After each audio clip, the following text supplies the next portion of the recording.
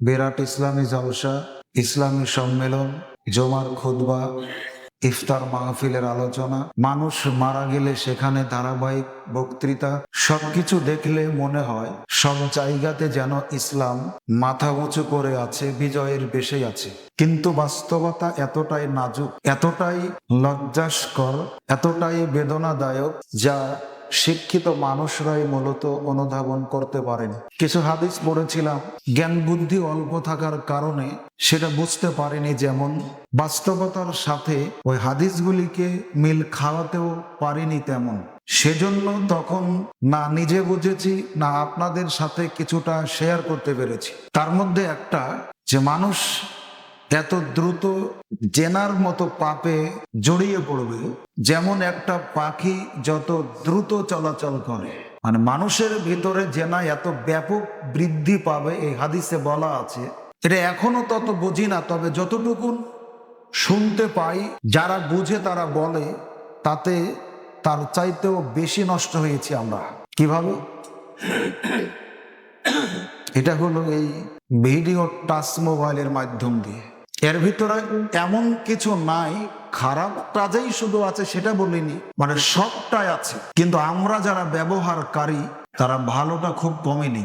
দেশের প্রায় জেলাগুলিতে আমাদের যাতায়াত আছে, অনেক জায়গাগুলিতে গেলে কিছুটা ভালো লাগে যখন কিছু মানুষ চেনা নাই, জানা নাই, কোনোদিন দেখেনি, আমিও দেখিনি, তারা এসে যখন গলা জড়িয়ে ধরে কাঁদতে লাগে, তখন পথ চলার অনেক কষ্টটা কিছুটা লাঘব হয় আমাদের। যে দাওয়াতে যে কাজ হয়, বক্তব্য যে কাজ হয়, আমরা যেই পরিমাণ চাই, আকাঙ্ক্ষা করি, ওই পরিমাণ না হলেও কিছু যে হয় এটা আমরা বুঝতে পারি, আলহামদুলিল্লাহ। কিন্তু আমাদের এই চাকচিক্যতা, এই মনোমুগ্ধকর পরিস্থিতি, এটা আসলে আমাদের জন্য সুখকর নয়, ভালো নয়।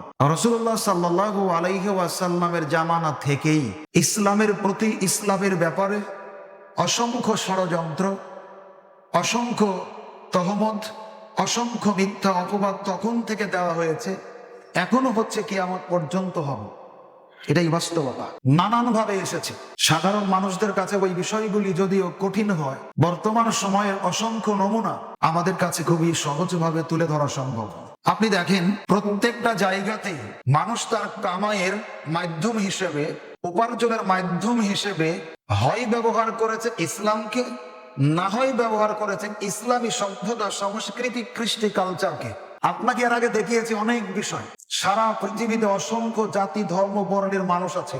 আপনি দেখান, মাঝে মধ্যেই আমরা দেখতে পাই যে একজন মানুষ, হোক সে ভিন্ন ধর্মের মানুষ, তো তার ভিতরে আল্লাহর যে উত্তম সৃষ্টি মানুষ, অন্তত এই অনুভূতিটা তো কাজে আছে, কাজে লাগে, ও বুঝি মানুষের উপরে যে সহমর্মিতা, অন্য ধর্মের প্রতি তার যে সৌহার্দ্যপূর্ণ আচরণ, এটা তার ব্যবহারে প্রমাণ হয় না। দেখেন, সারা পৃথিবীতে ইহুদি আছে, খ্রিস্টান আছে, আমার আপনার প্রতিবেশী হিন্দু ভাইয়েরা আছে, মসজিদের কাছে মন্দির আছে অসংখ্য জায়গাতে, পাশাপাশি মসজিদ মন্দির। আপনি বলেন তো, পৃথিবীর কোন দেশে কোন মুসলমান একজন খুব তাড়াহুড়া করে নয়, ধীর স্থির ভাবে বলতে হবে যে হিন্দুদের কোন পুরাণ আগুন দিয়ে পুড়িয়ে ফেলেছে? বলতে পারবেন সহজে? আপনি দেখান তো, বেদ, ভগবদ্গীতা, ঋগ্বেদ, অমুসলিমদের যত ধর্মগ্রন্থ আছে, কোন দেশের মুসলমান তাদের এই ধর্মগ্রন্থকে আগুন দিয়ে পুড়িয়েছে অথবা পা দিয়ে মারিয়েছে? দেখান তো। না। আরে যশোরের কালী মন্দির থেকে কালীর মাথা থেকে একটা মুকুট চুরি হল। যারা ইসলামের লেবাস পরে সমাজে কাজ করেন, তারা আমাদের অত বোকা মনে করবেন না। আমরা অত বোকা নই। আমরা নির্দিষ্ট ভাবে কারো এজেন্ডা বাস্তবায়ন করার জন্য সমাজে বক্তব্য দিই না। আমরা আল্লাহর তাওহীদ, রাসূলের রিসালাত, এগুলোর প্রচার প্রসার করার জন্য আমাদের বক্তৃতা। আমরা কারো দালালি করি না। একটা মূর্তির মাথা থেকে মুকুট হারানোর কারণে দুই দেশে তোলপাড়। যদি কোনো মুসলিম হিন্দুদের কোনো ধর্মগ্রন্থ পা দিয়ে মারাতো, আগুন দিয়ে পুড়িয়ে দিত, গোটা দেশ শেষ করে দেওয়া হতো। কিন্তু মানুষ ইসলামের প্রতি যেন তার যত প্রতিহিংসার ঝাল এখানেই জাড়ে। যে ধর্মের মানুষ, সেই ধর্মের অনুশাসন সে মেনে চলবে, এটাই স্বাভাবিক। যারা মুসলিম, তারা মুসলিম ধর্মের অনুসরণ করবে, এটাই স্বাভাবিক। যারা হিন্দু, তারা হিন্দু ধর্মের অনুসরণ করে চলবে, এটাই স্বাভাবিক, যৌক্তিক। যে যে ধর্মের মানুষ, সে সে ধর্মের অনুসরণ করে চলবে, এটাই স্বাভাবিক। অথচ দেখান, সারা পৃথিবীতে যে মুসলিমরা হিন্দু ধর্ম নিয়ে একটা কটাক্ষ করেছে দেখান তো, ইহুদি খ্রিস্টান ধর্ম নিয়ে কটাক্ষ করেছে একটু দেখান তো, পারবেন না। অথচ অমুসলিমরা তো করেইছে। মুসলিম ঘরে জন্মগ্রহণ করে অসংখ্য নাদান মুসলিমরা ইসলামের ওপরে অসংখ্য অপবাদ লেপন করছে। কেন? একটু পরে বলছি। হিন্দুরা তাদের নিজস্ব পোশাক ব্যবহার করে, মুসলিমরা তাদের ধর্ম অনুযায়ী পোশাক পরিধান করে। অসংখ্য মানুষ যারা ইসলাম মানে না, ইসলাম যারা মানে, বিশেষ করে আমাদের মা বোনেরা, এর আগে আপনাদের বলেছি, উদারতার নাম করে তারা আধুনিকতার সাথে মিশে গিয়ে নিজেকে, নিজের শরীরকে, ইজ্জতকে মানুষের সামনে বিলিয়ে দিতে কুণ্ঠাবোধ করছে না। আজও দেখেন আমাদের মা, চাচি, খালা, ফুফুরা, আপনার দামনাস থেকে দেওপাড়া যাবে একটা অটোতে চড়ে, ভ্যানে চড়ে, সামনের একটা সিট, ওখানে একজন পুরুষ বসা, আর একটা সিট খালি। আমার মা, চাচি, খালা, ফুফুরা লজ্জায় সেখানে বসতে চায় না। চাই বলেন? চাই না। আধুনিকতার নামে কি নারী পুরুষ সব একাকার, বসা অন্যায় এটা বলিনি, কিন্তু আপনি এত উদার কেন? আপনাকে আবার গাড়িওয়ালায় বোঝাচ্ছে অসুবিধা কি, আপনারও তো মা বোন আছে। আমার মা বোন তো আছে, কিন্তু ভ্যানে যে মহিলাটা চড়ে আছে ওটা আমার মাও নয়, বড় নয়। এটা উদারতা নয়, এটা উদারতার নামে ইজ্জত লুফে নেওয়ার একটা কৌশল মাত্র। দেখেন সারা পৃথিবীতে যে যে ধর্মের মানুষ, আমাদের হিন্দু ভাইয়েরা ধুতি পরে, পরে না? বলেন তো কোন মুসলিম ধুতি পরাকে নিয়ে কটাক্ষ করেছে? অথচ এই টুপিকে কুত্তার মাথায় দিয়ে মুসলমানকে এত অপমান করলো, যেটা পৃথিবীর কোনো অমুসলিমরাও করে না। তাও ওরাই ভালো, খারাপ আমরা। ওদের পোশাক ওরা পরে, মুসলিম মেয়েরা বুরকা পরে চলতে পারবে না, এটাকেও নিয়েও যারা কটাক্ষ করে তাদের পা চাটার যোগ্যতা আমাদের নয়। একটা বিশ্ববিদ্যালয়ের শিক্ষক আমার চাইতে বহুগুণে শিক্ষিত, বহুগুণে জ্ঞানী, তাদের যদি নেচার, তাদের যদি আখলাক, তাদের যদি আদব, তাদের খাসলত যদি এরকম হয়, তাহলে এই জাতি ভরসা পাবে কোথায়? ভরসার জায়গা যেন না। এটা মুসলিমদেরই ধ্বংস করার একটা পাঁয়তারা। আবার রমজানের মৌসুমে দেখবেন আতর বিক্রি করছে, দেখবেন ইফতারি বিক্রি করছে। রমজানের রোজা থাকে না, 5 ওয়াক্ত নামাজ পড়ে না, শুক্রবারও জুমা পড়ে না, কিন্তু ইফতারি বিক্রি করে টুপি মাথায় দিয়ে। কারণ জানে সরলমনা মুসলমানরা ইসলামের ব্যাপারে, ইসলামী পোশাকের ব্যাপারে অনেকটাই দুর্বল। আমি নামাজ না পড়লেও তুমি মাথায় দিয়ে যদি ইফতারি বিক্রি করি, আমার কাছ থেকে মানুষ বেশি ইফতারি কিনবে, তাদের ধারণা হবে আমি মনে হয় 2 দিন থেকে রোজা আজ ইফতার করিনি। এটা তাদের কৌশল। ভাইরা আমার, নাম করিনি, নওগাঁতে যান, কোর্টের সামনে হোটেলগুলি, প্রায় হোটেলের যারা ডাকে এদেরকে আমরা চিনি। ঈদের নামাজটাও ঠিক মতো পড়ে না, অথচ দেখবেন পাঞ্জাবি গায়ে দিয়ে, টুপি মাথায় দিয়ে কাস্টমারকে ডাকতেছে। হাসাই না? আপনি কোনোদিন গেলে একটু দেখবেন, আপনার সাথে বেঁচে থাকলে আগামী জুমার দিনেও দেখা হবে, একটু দেখে আসবে। এত সুন্দর চেহারা দেখলে মনে হয় জিবরাইল আলাইহিস সালাম ফেল তাদের কাছে, কিন্তু চরিত্রটা এত নিকৃষ্ট, এত খারাপ যে কুকুর শুকুরের চাইতেও খারাপ। উপরের দেহের শৈশবটা, বৈশিষ্ট্যটা, অবকাঠামোটা, অবয়বটা মানুষের, কিন্তু ভিতরটা কুকুর শুকুরের চাইতেও খারাপ। কারণ এই দাড়ি, টুপি, পাঞ্জাবিকে তারা ব্যবসার একটা মাধ্যম হিসেবে গ্রহণ করেছে। সম্মানিত সুধী মণ্ডলী, এই সব বিষয়গুলিতে শিথিলতা প্রদর্শন করতে করতে আজকে আমাদের কাছে কোনো জিনিস আর পাপের নাই। দেখান তো কোনটা পাপের আছে? অহরহ পাপ করছে, জিজ্ঞেস করলে বলছেন এটার কি পাপ? মানে এটা আমার কাছে, আপনার কাছে সহনীয় হয়ে গেছে, এটাকে আর পাপ মনে হয় না। এখন সংক্ষিপ্ত 2-1টা অমুসলিমদের চক্রান্ত মুসলিমদের ব্যাপারে দেখা। সাম্প্রতিক দেখছেন প্রায় 70-এর দশকে হাঁটি হাঁটি পা পরে একটা নিষিদ্ধ সংগঠনের, জঙ্গি সংগঠনের পথ চলা, যার নাম ইসকন। যদিও আমরা জানি ভারতের প্রধান কার্যালয় কিন্তু না, 1966 সালে জুলাই মাসে যুক্তরাষ্ট্রে এর উৎপত্তি। হিন্দুত্ববাদ শুধু হিন্দুত্ববাদ না, উগ্র হিন্দুত্ববাদ প্রতিষ্ঠা তাদের অসংখ্য টার্গেট নিয়ে সমাজে কাজ করে। তার একটা খাদ্য, তার একটা শিক্ষা, তার একটা ধর্ম নিয়ে অনেক বিষয় শিক্ষা দেওয়া। এরই নাম করে তাদের টার্গেট নিম্ন শ্রেণীর হিন্দুরা আর দরিদ্র শ্রেণীর মুসলিমরা তাদের টার্গেট। খুব মনোযোগ দেবেন। আপনি গলাবাজি করেন মসজিদের বাহিরে গিয়ে, যত গন্ডগোল বিভেদ মৌলবীরা করে, মৌলবীরা গন্ডগোল করে, ফতোয়া নেই, এটা ঠিক। কিন্তু দেশে যত মারামারি হয় রাজনৈতিক নেতাদের কারণে, দেশে যত খুন হয়, যত চুরি হয়, যত জেনা হয়, যত মিথ্যা মামলা হয়, যত গুণ হয়, যত খুন হয়, এর 99.999999 ভাগ হলো রাজনৈতিক নেতাদের কারণে হয়, এটা হুজুরদের কারণে নয়।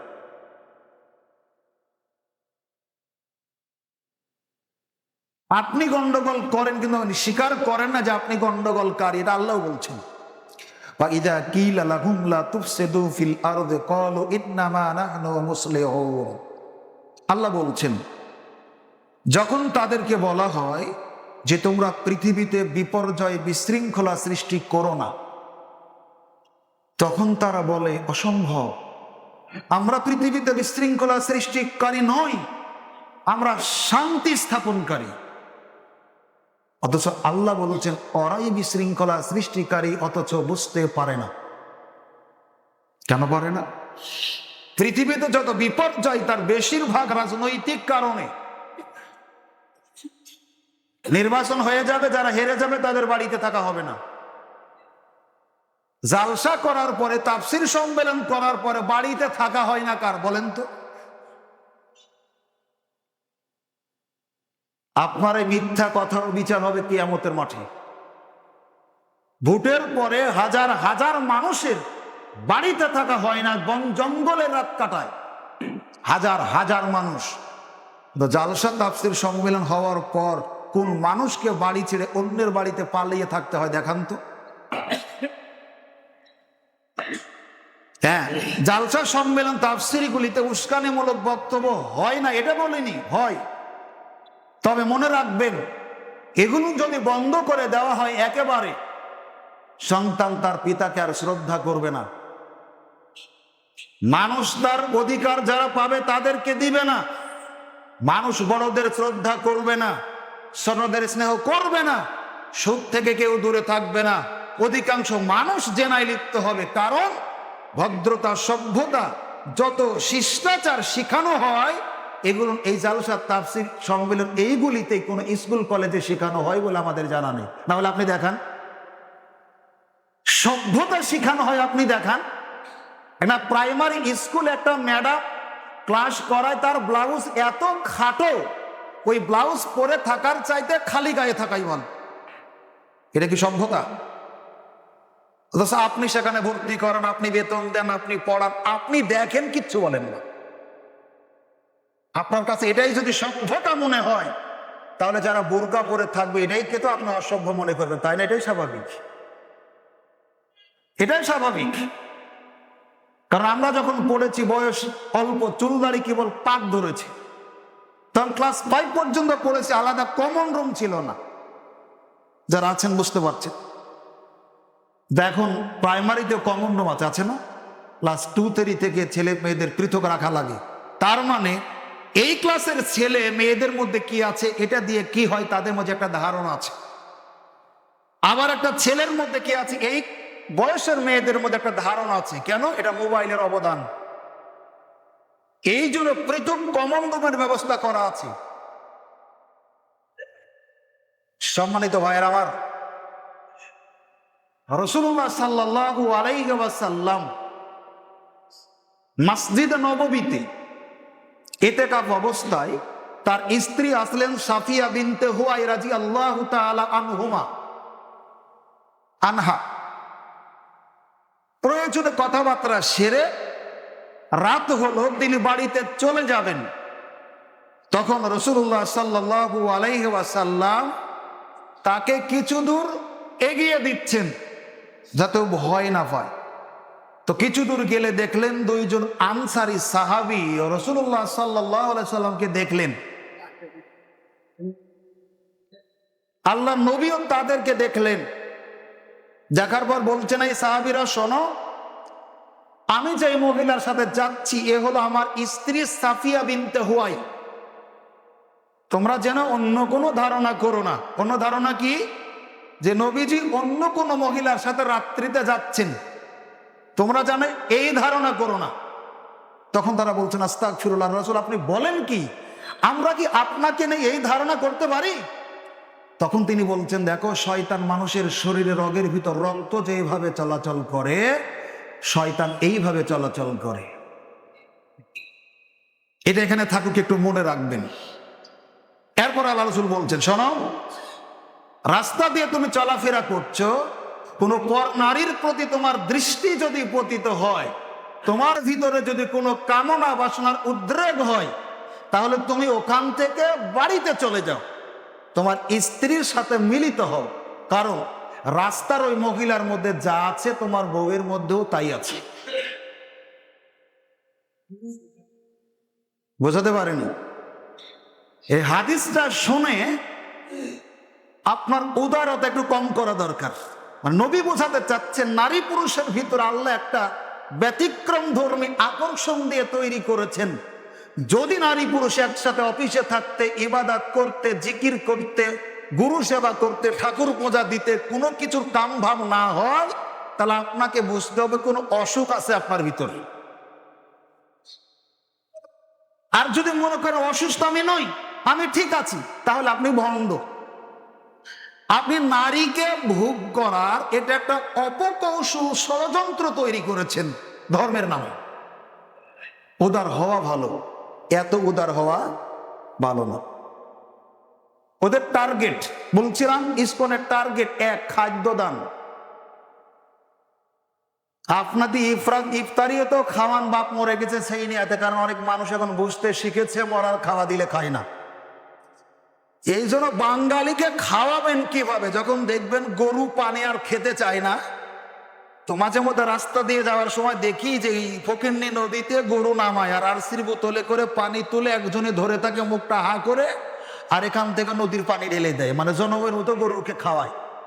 তো মানুষ তো মরে গেলে অনেকে খেতে চান না, আপনারা একটু বুঝতে শিখেছেন, হালাল হারাম শিখেছেন কিছুটা। তো এই বাঙালি আবার এত খারাপ যে আপনার খাওয়াবে কোন বুদ্ধি করলে, তো মরার আগে খাওয়াচ্ছে। তো এটাও খাওয়া যাবে না, তখন ইফতারিতে খাওয়াচ্ছে। মানে এই বাঙালির যে কত বুদ্ধি মানুষকে হারাম খাওয়ানোর, একমাত্র আল্লাহ জানে। মানে স্বীকার করলে তো খাবে না, এজন্য বলছে না অসুবিধা নাই। মারা গেছে তার নিয়ে তো ইফতার মাহফিল করে যাদের খাওয়া জায়েজ তাদেরকেও খাওয়ালেন, যাদের খাওয়া না জায়েজ তাদেরকেও খাওয়ালেন। আর হুজুর তো এক শ্রেণীর আছে ফতোয়া দেওয়ার, ওদের কাছে হ্যান্ড ফাউল কোনো অসুবিধা নাই। ওদের কাছে হালাল হারামের কোনো বাজ বিচার না, সব জায়েজ। আরবি জানে যে। এই ইসকন শিক্ষা প্রতিষ্ঠানে ঢুকে খাবার দিয়ে কবলমতী মুসলিম বাচ্চাদের হাত থেকে মুখ দিয়ে জয় শ্রীরামের স্লোগান দিয়ে নিচ্ছে, হরে কৃষ্ণ হরে রাম এই স্লোগান দিয়ে নিচ্ছে। তো আপনাকে বললে বলছে এটা অসুবিধা কি? আর আচ্ছা, একটা অমুসলিম যখন মুসলমান হয় কি বলে হয়? কি করা লাগে? রেজিস্ট্রি করা লাগে? বলেন। রাষ্ট্রীয়ভাবে চলতে গেলে হয়তো এফিডেভিট লাগে, কিন্তু অন্তরের ভাবে যেটা পড়িয়ে মুসলিম করতে সেটা কি? কালেমা না? আশহাদু আল্লা ইলাহা ইল্লাল্লাহ ওয়া আন্না মুহাম্মাদুর রাসূল। এটা তো মুখে বলা। তো এটাও যেমন মুখে বলেন, জয় শ্রীরামও মুখে বললেন। আপনার কাছে কিছু নয়, কিন্তু হিন্দুদের কাছে অনেক। ও জানে এটা পড়লে আপনি হিন্দু হয়ে গেলেন, মুসলিম আর থাকলেন না, আর আপনার কাছে কিছু নয়। বোঝাতে পারেনি? এই যে তুচ্ছ তাচ্ছিল্য করতে করতে ইসলামের 12টা বাজিয়ে ফেলেছেন। কেউ কিছু বলছে না। দাড়ি নিয়ে কটূক্তি, টুপি নিয়ে কটূক্তি, এমনকি মুহাম্মদ সাল্লাল্লাহু আলাইহি ওয়াসাল্লামকে নিয়ে যে বাজে মন্তব্য করা হয়েছে, এটা ন্যূনতম কমন সেন্স যে মানুষ, মুসলমান তো করবেই না, কোন মানুষ যে একটু সাধারণ কমন সেন্স আছে সে মুখ দিয়ে উচ্চারণ করতে পারে না। এত কিছু করছে, তারপরেও জিজ্ঞেস করলে বলছে এটা তাদের বাক স্বাধীনতা, এটা তাদের বলবে, ব্যক্তির স্বাধীনতা। আপনি স্বাধীনতার নাম করে হিন্দুদের ধুতি নিয়ে কিছু বলেন তো? আপনি স্বাধীনতার নাম নিয়ে বলেন তো মা দুর্গার বাপকে, মাকে একটু বলেন তো। নেটে যদি বক্তব্য গরম একটু দেন, দেখবেন 24 ঘন্টার মধ্যে আপনাকে গ্রেপ্তার করে চোখ বেঁধে কোথায় নিয়ে যাবে আপনার 14 পুরুষকে খুঁজে পাবে না। তার নমুনা একটু পরে দেখাবো। তাহলে খাবার দিয়ে দরিদ্র ছাত্রদেরকে তার দিকে আকৃষ্ট করার চেষ্টা করছে এবং ওকে বলিয়ে নিচ্ছে জয় শ্রীরাম, হরে কৃষ্ণ হরে রাম। সাবধান থাকবেন। এরপরে টার্গেট মুসলিম দরিদ্র তরুণীদের, গার্মেন্টস কর্মী, যে সমস্ত অসহায় পরিবার টাকার অভাবে মেয়েকে বিয়ে দিতে পারছে না, এই সমস্ত তরুণীদের টার্গেট করে ওই ইসকনের যুবকেরা। প্রেমের ফাঁদে ফেলে, কালমা পড়ে মুসলিম হবে এই মিথ্যা আশ্বাস দিয়ে তার সাথে শারীরিক সম্পর্কে জড়ায়, তার সাথে মেলামেশা করে। যখন গর্ভবতী হয় তখন তাদেরকে ছেড়ে চলে যায়। তাদের একটা জঘন্য মিশন যে মুসলিমদের পেটে হিন্দু জন্ম দিতে হবে। এইভাবে দিতে দিতে একসময় গোটা বাংলাদেশটা মুসলিম শূন্য করে হিন্দুদের আধিপত্যতা প্রতিষ্ঠা করব। আপনার কাছে এটা কিছুই নয়। আপনি যদি বিরুদ্ধে বলেন তাহলে ভোট কেটে যাবে, আপনি ক্ষমতায় যেতে পারছেন না। অহরহ ঘটছে। এক সপ্তাহ খানেক হয়নি এখনো, গাজীপুরের 13 বছর বয়সের মাদ্রাসা ছাত্রীকে ইসকন সমর্থিত লোকে ধর্ষণ করেছে। তার প্রতিবাদ এখনো চলছে, জের কাটেনি। মানুষকে জোর করে ধর্মান্তরিত করা হচ্ছে, কেউ কোনো প্রতিবাদ করছে না। এটা তাদের স্বাধীনতা। এজন্য আমরা যারা হত দরিদ্র আছি আপনাদের অনুরোধ করব, আপনার পরিবারকে সচেতন করুন। আপনারা সচেতন থাকুন। অর্থের লোভে পড়ে, সম্পদের টুপে পড়ে আপনার দুনিয়া পরকাল দুটিই হারাবেন, কিন্তু বুঝতে চাচ্ছেন না। এখন সতর্ক থাকবেন। ধর্মচর্চার নামে কয়েকদিন আগে হিন্দু এক ভাইয়ের সাথে কথাবার্তা হচ্ছিল। আছে অনেক ভদ্র হিন্দু মানুষ আছে এখনো, তখনও ছিল, এখনো আছে।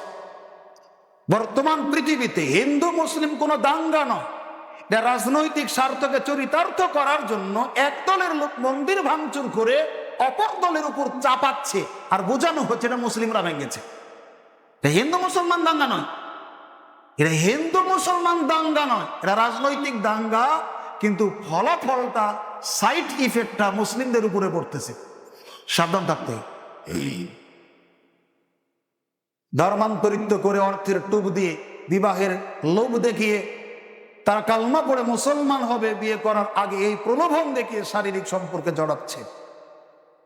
শুধু এটাই নয়, চট্টগ্রামে দেখেছেন এক অনুষ্ঠানে বাংলাদেশের পতাকার উপরে গেরুয়া পতাকা তুলে যখন চিন্ময় কৃষ্ণ দাসকে গ্রেপ্তার করা হলো, এর আগে আপনাদের বলিনি যে বাংলাদেশে যদি মেঘ লাগিয়ে বৃষ্টি পড়ে তো ভারতে ছাতা ধরা হয়, অথবা ভারতে বৃষ্টি হলে বাংলাদেশে ছাতা ধরা হয়। তো আপনি সাধারণ মানুষ বলছেন ভারতে বৃষ্টি হলে বাংলাদেশে ছাতা লাগবে কেন? লাগে, অনেক সময় লাগে না? এক চিন্ময় কুমার দাসকে গ্রেপ্তার করেছে পুলিশ, ফাঁসি দেয়নি, জেল হয়নি। এখনো আপনার মামলার তারিখই পড়েনি। সারা দেশ তো উত্তাল উত্তাল, ভারত উত্তাল।